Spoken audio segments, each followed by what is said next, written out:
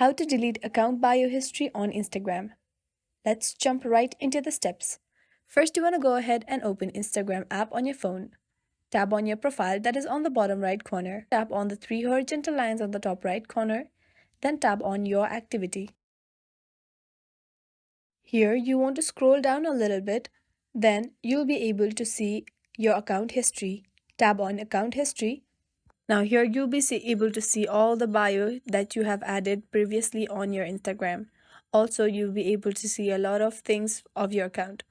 Now tap on update type that is on the top right corner. Then here you want to select bio. Tap on apply. After you do that, you will see the bios only. Go ahead and tap on bio. To delete all the bios, all you have to do is tap on clear all on the top right corner. As you do that, all the history of the bio on Instagram will be deleted.